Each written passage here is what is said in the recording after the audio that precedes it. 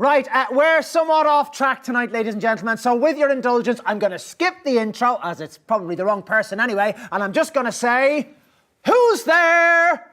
They asked me to say something about you. This is what I write. Only 10 words. Big man, tiny penis, shitty gopher. Once saved my life. Do you know who that is? That's Ivan Vodovich. Oh, right, that's actually what I've got here. Not that it really matters. Anyway, your friend of over 40 years, the current Kyrgyzstanian ambassador to the capital, Ivan Vodovich! Here, let me help you, pal. You haven't got all right. Oh, in my inglorious Kyrgyzstan, we use your jacket to power entire village. Really? I can't see how that would work, but thanks anyway. Hey, take me to my friend. Yeah, okay, do you want to follow me? But maybe don't hit me again.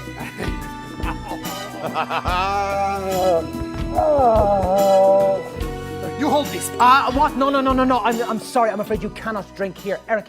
I can drink anywhere I like. I am Ivan Vodovich from glorious Kyrgyzstan. You tell him, pal.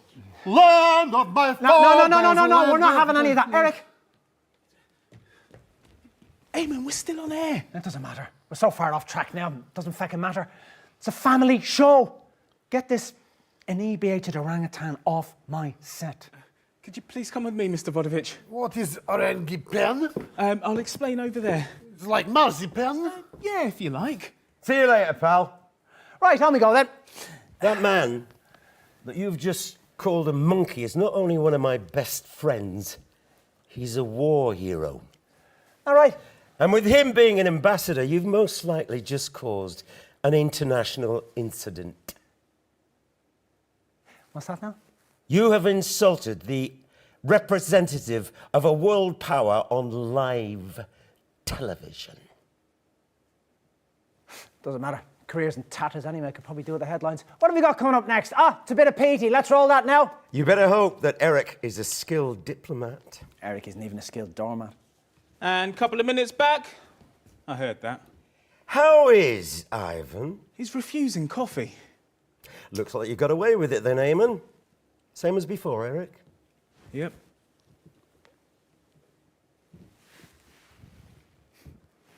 Apparently, I might have started a war. Well, yeah. It was the right guest in the right slot. I mean, are you trying to get us fired? Eric, when you're off the tracks, there's no getting back on again. Show business facts. You know what, Eamon? Fuck the tracks. In 1941, long before Just the Job ever aired, you, like so many men of your generation, were conscripted into the army to go to the continent to fight. And it was on those very battlefields that the strangest of friendships was born. Give me that woman. Martin, behave! Jesus, Horatio, thumb fucking Christ. Let's just go in. It's not him, it's some drunk old bloke called Martin, and I presume you're his carer. We're already off track, just play the music. Are you with him? We're Peter's parents, pet.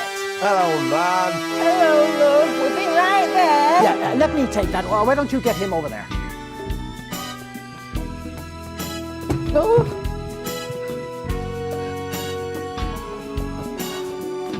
Sorry about your dad, pet. We should have been on first, but something's gone wrong, and well, while we were waiting, you know how your car is. I'm gonna miss the snooker for this shite show. Thank you for joining us. What's it like being friends with Peter Clement? Jesus, Horatio Knob Smuggler Christ, what a fucking ridiculous question. Well, Just sticking to the script. we're Peter's parents, pet, but if I had to guess... Don't guess, Fanny. If you don't know, say you don't bloody know. I don't know. Mr. and Mrs. Clement, everybody! That it? Yeah, that's it.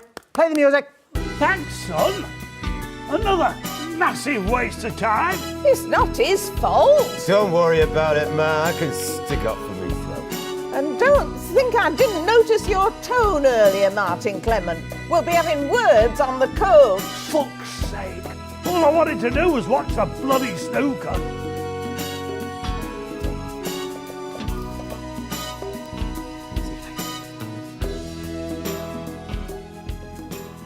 But of course, it wasn't only just the job that the nation invited into their hearts. Starting in 1977 and running for nearly 6 years every weeknight, you brought that incredible Peter Clement style to your eponymously named late-night chat show, Petey. Let's look at a classic moment now. And couple of minutes back. Same monitor as before, Eric. That's it. So, 4 guests in, and we're clearly off track. What's your plan, Eric? Early retirement in San Palmarino.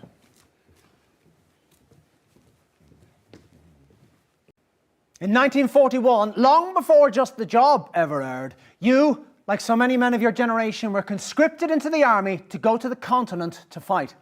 And it was on those very battlefields that the strangest of friendships was born. Wrong guess, sweetie. I suggest you fire Eric. Oh, shit. Yeah, oh shit indeed, Eric. It's your old boss, Dorothy Hammerman.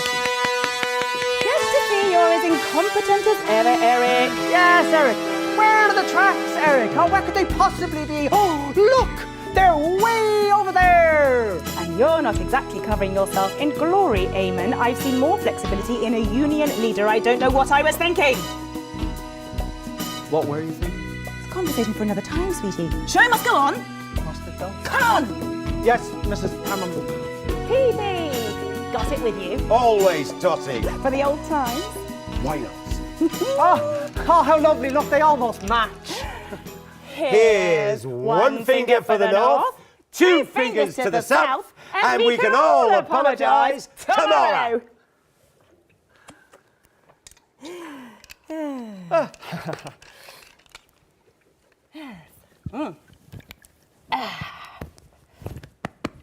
Right, let's get on with it.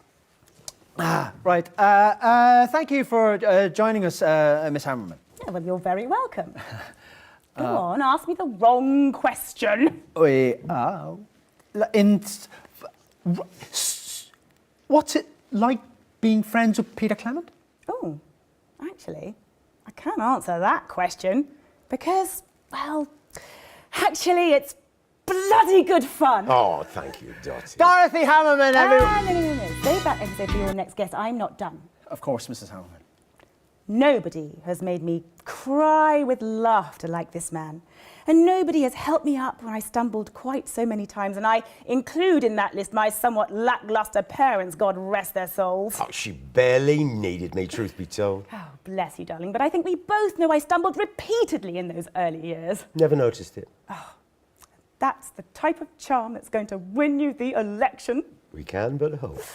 Well, I hope that when you get there, it's somewhere you can bear to be.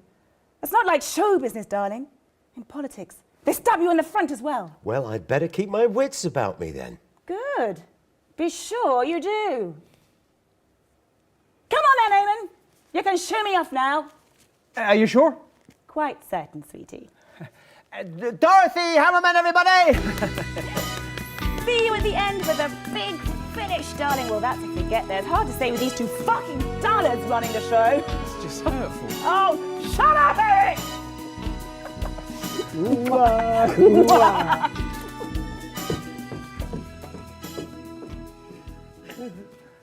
think we got away with that one.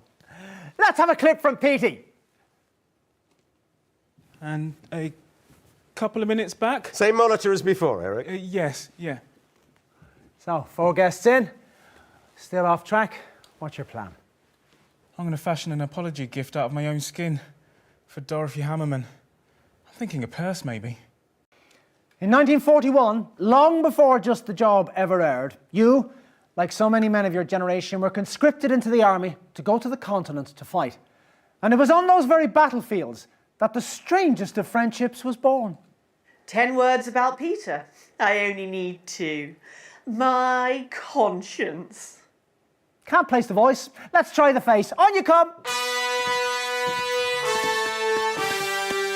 No, still nothing. And Julia Salisbury? Good for you.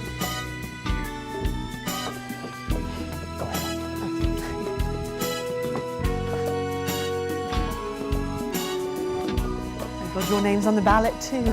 You'll be famous soon enough. Or infamous. Thanks for joining us. So, what's it like to be friends with Peter Clement? Well, even though it feels like I've known him forever because of all the TV shows. I've only really known Peter as more than an acquaintance for a very short period of time. We're still on our best behaviour. Precisely. Friendship takes time, shared experience. That's all to come for Peter and I. Julia Smallberry, everybody. Is that it? Yeah, we're way off track here. It's best to bring it home quickly. What's off the tracks? It's his personal version of hunting. Oh, I'll see you quite soon then. Very likely. Yeah, would you please just go? Oh, me. But of course, it wasn't That only... was brave, Eamon. It wasn't only just the job that the nation invited... Sorry, what was brave? Being that rude to the next Prime Minister. I don't think I was... Sorry, who? Julia Salisbury, the woman you just told to fuck off, is going to be the next Prime Minister. She's... Yep. Oh, shite. Let's have a look at a little bit of Petey there, shall we? And a couple of minutes back. Well, I check and see if my passport's still in date. Same monitor as before, Eric. Yeah, yep. So, Eric, we're 4 guests in, we're horribly off track, and I might be arrested for treason or something. What's your plan? At this point, the smart thing for me to do is to deny I ever met you. In 1941, long before Just the Job ever aired, you, like so many men of your generation, were conscripted into the army to go to the continent to fight. And it was on those very battlefields that the strangest of friendships was born. Now, here's 10 words you might remember. 4 in natures, as in seas. Depth answers unto death. It's Chelsea bloody buns. Is it? Okay, then it's Chelsea bloody bums, apparently. Oh, dear. It's buns, Eamon. You sure? Well, of course it's sure, you cheeky man. Hello, gorgeous. Oh. Look at you. Aye, a bit more than you remember, though, right? More to love, pet. Oh, bless you. You always did have that clement charm. Take a seat. Thanks for joining us, Chelsea. So tell us,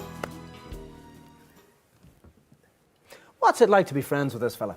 Oh, well, for me, Eamon, it were, impossible. Okay, off track, but fascinating. Why is that now? Something always got in way. Oh, the girls. Oh, only the once. I don't remember the details of that. Oh, I'm not surprised, love. No, Eamon, love. It weren't girls. So what was it that got in the way of your friendship? Look at him. And then look at me, love. Now, don't be coy. It were our libidos. We couldn't keep our hands off each other. Guilty as charged. Fantastic. Chelsea bosoms, everyone.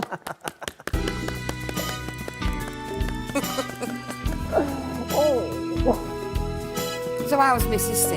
Flawless as always. She is a lucky woman. No, not love.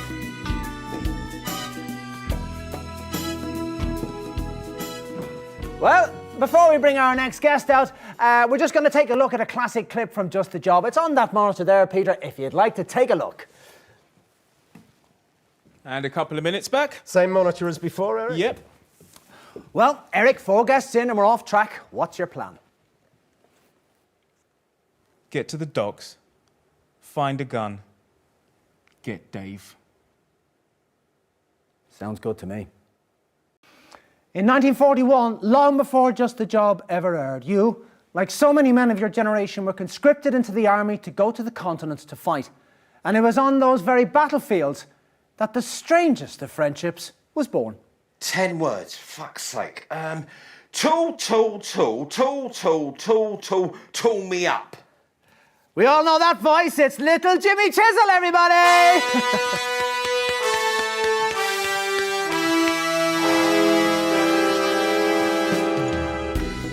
Where were you 5 minutes ago, eh? Watching this rubbish backstage, waiting for you pricks to get your shit together. Oh, right. How do you like that, is it? Seems like it. Pete. LJ. Hey, thank you for joining us. What's it like being friends with Peter Clement? How the merry fuck would I know? Ah, come on, you know, you were best pals. Yeah, weekly for money. Jesus, LJ. You know, I hate that name. Little fucking Jimmy. Little Jimmy. Makes me sound like a precocious 11-year-old. Well, why didn't you change it? Well, it's not even as if I'm that short, is it? Well, you're not exactly. Oh, you can fuck off and all. I'm gonna put some cream on my foot. Little Jimmy. Jim Chisel, everybody. Don't get up. Wasn't going to. Well, it wasn't only just the job that brought you into the nation's hearts. Starting in 1977 and running every weeknight for nearly 6 years, you brought that inimitable Peter Clement style to your eponymously named late-night chat show, Petey. Let's take a look at a clip of that now. And a couple of minutes back. Same monitor as before, Eric? That's the one. So, 4 guests in and we're off track. What's your plan? Well, I've narrowed it down to heroin, whiskey or glue. Possibly all 3.